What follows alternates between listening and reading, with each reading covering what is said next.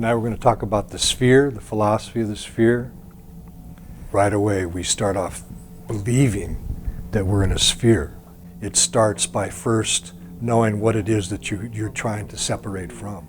That's the philosophy of the sphere. It's not a separation in judgment.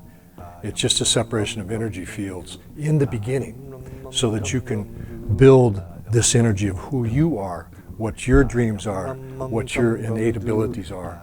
And then, as the class ends, then that sphere expands out. And then there's no more duality. Again, it goes back into a unity.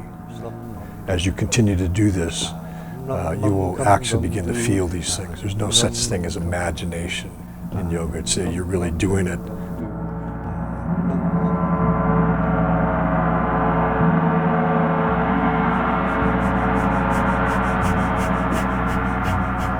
So you're choosing to create this sphere.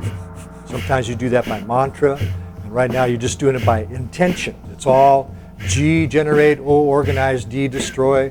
That process is going on in your body, all around you. So you have to choose which one you want to tap into. So right now we're tapping into the generating. Take in that brand new, fresh energy. This amazing oxygen molecule interfacing with your blood, changing your frequency, the resonance of everything that goes on in your body. We're raising it up to a higher level where it's easier to capture higher energy states of prana. Ek Ong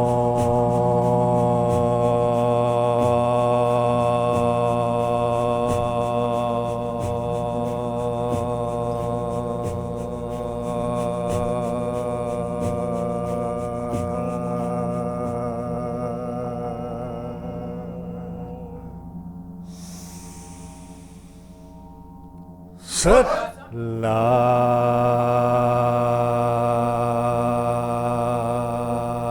Remember, this is a prayer. This is the way you call on the creative force of the universe to aid you in whatever you're asking for.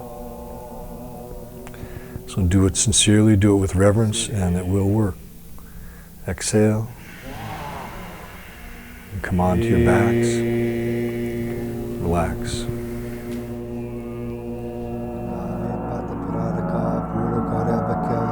Akaba me kaya na kago pitagoven, akara sara kasir ka kite kite buda, kete kada nev ke suna marjana sev kete ka kana pa kete ka uta ja,